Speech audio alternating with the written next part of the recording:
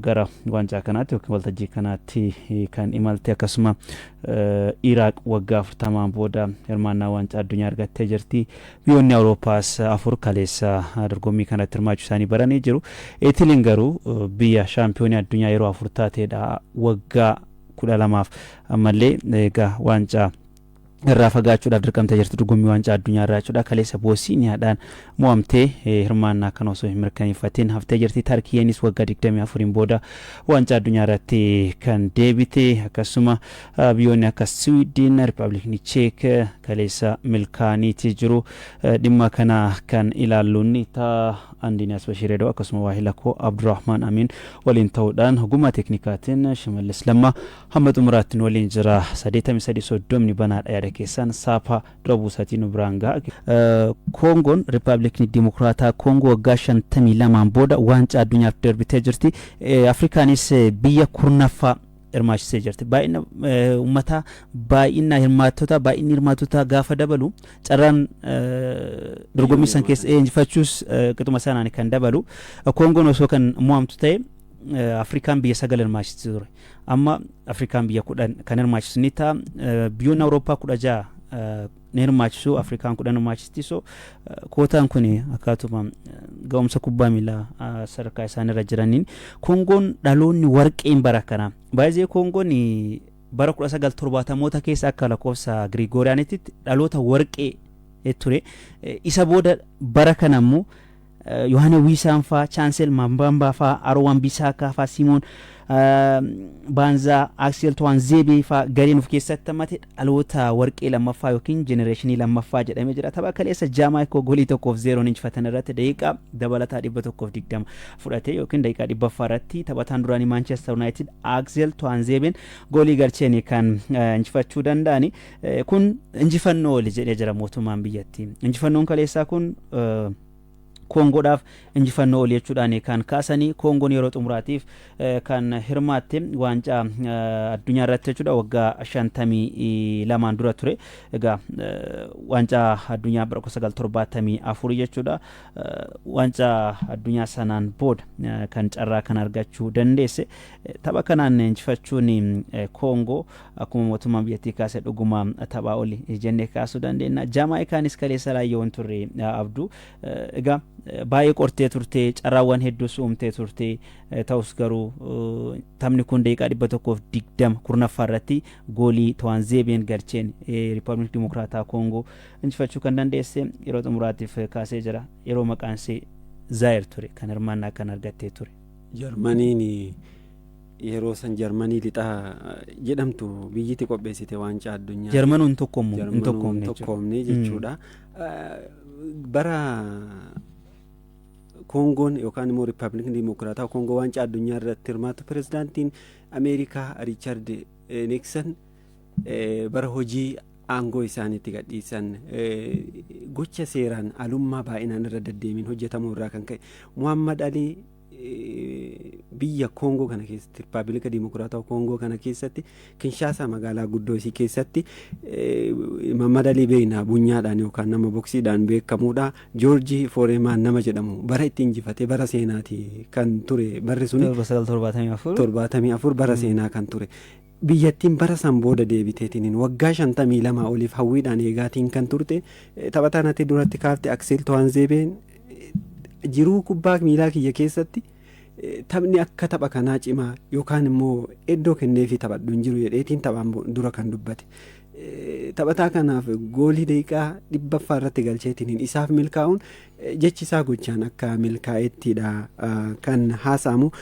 Taphataan biraa immoo taphataan duraanii garee biyyaalessaa Riippaabilika Dimokiraataa Koongoo dursaa taphattootaa kan turedha. Gabriel Zaakwaanii namni jedhamu waggoota 52f eeguun waan salphaa miti. Dhaloonni ammaa immoo imala kana daangaa itti godheera jechuun taphattoota kana akkaan jajateeti kan inni jiru. Maalumaafuu biyyattiin waggoota 52 booda gara waancaa addunyaatti deebite. Axel Tuanzebeen osoo jennu bara 2024 as tapha intarnaashinaala jalqabaa biyyaaf taphate. taphataan kun lammummaa biyya Ingilaandis ni qaba. Biyya isaatiif kan taphate tapha jalqabaa isaatiin immoo goolii injifannoo galmeessee biyya sadarkaa kanaan ga'uu isaatti waan guddaa dhajetteetiin kaasuu dandeette. Gammachuun itti dhagamu daangaa miti. Biyyattiin uummata miliyoona 100 fi miliyoona 10 ol biyya keessa kan jiran biyyatti deebi'anii akkasuma diyaaspooraan biyyoota garaagaraa keessa jiranis yeroo itti biyyaaf kadhannaa godhaniina jedhamuudhaan kan haasa'amaatiin jiru kuni ka waggaa 52 booda waancaa addunyaatti deebi'uun waan guddaa yookaan immoo waan hin yaadamne ta'uudha kan inni akeeku jenneetiin kaasuu ni dandeenya. Biyya Afrikaa kurnaffaadha. Waancaa addunyaanis garee kaa jalatti Koolombiyaa, Poorchugaalii fi Uzbeekistaan waliin ramadamteetii jirti. Koongoon Iraaq haa ilaallu. Iraaq waggaa 40 booda waancaa addunyaatiif darbiteetii jirti. Egaa Iraaqis waggaa dheeraatiin booda hirmaannaa waancaa addunyaa kanaan argatte. Bara 1986 yeroo xumuraatiif waancaa addunyaa Meeksikoon qopheessite irratti hirmaatte.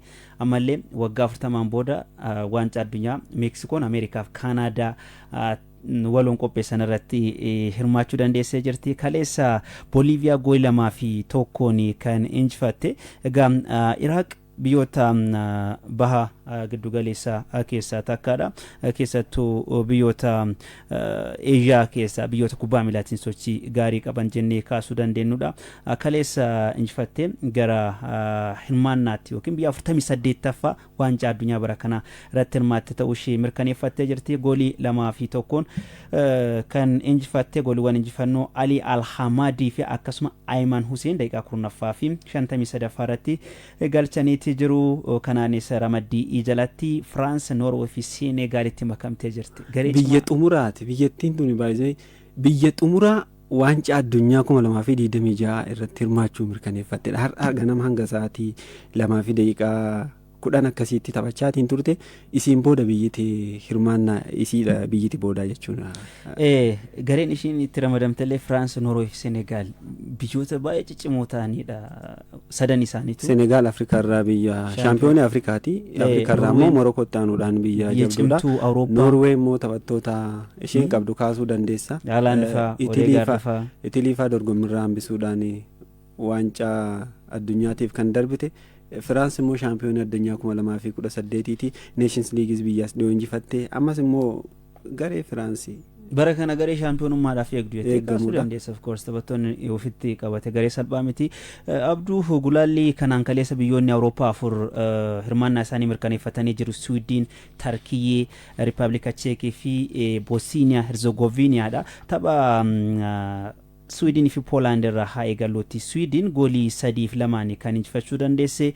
Swiidin taphattoota kanneen akka Victor Okoreefaa gareef keessatti hammateedha. Alexander Isak sababa miidhamaatiin tapha kanarratti hirmaachuu hin dandeenye. Poolaandis Robert Lewandowskiin imaanaa baadhatee ture garuu kaleessa milkaa'uu hin dandeenye. Waancaa addunyaa isaatti kan xumuraa ta'a jedhameetiin kan eeggamaatiin ture. Kanaaf hawwiin eeggamaatiin kan ture. Swiidin immoo tapha ramaddii yoo kan ilaaltu ta'e tapha ramaddii tokkocha illee hin injifanne. Qabxii 2 qofaan kan sadarkaa 4ffaan xumurte ta'us tapha Nations League biyyoota Awurooppaatiin qabxii fooyyee waan qabduuf biyya lammaffaan xumurte caalteetiin carraan kun kan isheef kenname. Carraa 100 argatte seeraan fayyadamteeti kan jirtu Swiidin. Tapha duraas goolii Victor Gyökeres galcheen 3-0 injifatte. Kaleessas goolii injifannoo galchee osuma jennu taphataan kun taphoota lamaan goolii 4 galchuudhaan biyyattiin waancaa addunyaa irratti yeroo waggaa tokko marsaa tokko eega jala darbee booda akka deebituuf taasiseetiin kan inni jiru. Bara 2018 biyyatti tun Itilii dorgommicha keessa hambisuudhaan kan isheen dabarte ammas yeroo lammaffaadhaaf itti deebiteetiin kan jirtu. Kaleessuma Itiliin yeroo sadaffaa walitti aansitee waancaa addunyaatiin ala taatee jirti. Bosniyaa Herzegovinaadhaan kan mo'amte. Jeneraal Gattusoon dhiifama gaafadhe jedhee jira. Taphattoota koonan dinqisiifadhe jedhee jira. Baastooniin gatii isaan baasee jira. Abduu daqiiqaa 41ffaa irratti kaardii madhaan direedhaa bahe. Sana dura Itiliin goolii Moeskiin daqiiqaa 15ffaa irratti galcheen dursaa turte. Boodarra garuu Baastooniin daqiiqaa 41ffaa irratti kaardiidhaan jalaa bahe. Boqonnaa deebii Taablaakoviich goolii qixxeessitu Bosniyaa galchee taphni kun daqiiqaa dilee fi dabalataa. Akkasuma goolii tokko qixaanii xumuramee peenaalitiidhaan Bosniyaan 4-1 injifatte. dorgommichaan hirmaannaa ishee mirkaneeffattee jirti erga bara 2014 as. Edin Zeekoon dorgommii xumuraa ta'aa fi kan eegamu umurii 40 irratti argama. Karra eegaan garii Biyaaliseetii jaallu jedhuun karra eegaa Manchester City mataa qabate kaleessa.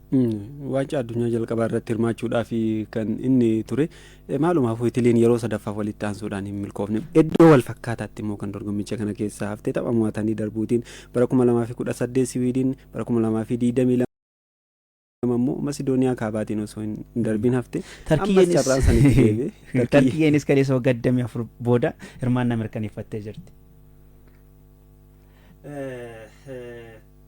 Tarkiyyeen waggaa 24 booda Kosovo injifattee hirmaannaa kan argattee jirti. Riippaabilik Cheek akkasuma Deenmaarkiin taphni daqiiqaa idilee gool 2 qixa xumuramuu isaatiin Riippaabilik Cheek peenaaliitiidhaan goolii 3-1 injifattee hirmaannaa isaanii mirkaneeffattee jirti. Walumaa galatti biyyoonni 48 waancaa addunyaa bara kana Ameerikaa, Meeksikoo fi Kanaadaa waloon qopheessan irratti hirmaatan hundi isaanuu adda baanii beekamanii jiru.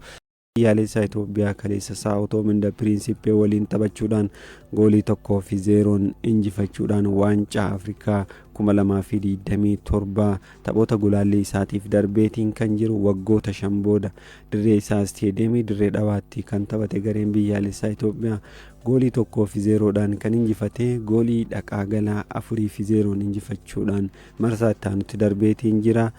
Tapha Morokootti taphatame kanaan taphataan garee biyyaalessaa Itoophiyaa dursaan taphattoota Gaatoon Paanoo Morokootti hin taphanne ture kaleessa garuu ammoo deebi'eetiin taphateetiin kan jiru deeggartoota 10,000 duratti gareen biyyaalessaa Itoophiyaa kaleessa taphasaa jalqabaa dirree isaa irratti waggaa 5 booda kan taphate tapha kanaan Charinnat Gugsaa kubbaa Masfiin Taaffasaa mijeessee kenneef goolii jalqabaa galchuudhaan kan 1-0 daqiiqaa 7 irratti dursuu eegalanii san booda gooliin homaatu osoo hin dabalamin taphichi sanumaanii kan goolabame gama Sao Tome and Principeetii yaalii dhedheeraa yookaan kubbaa fageenyarraa yaalaa turanitti hin fayyadamne.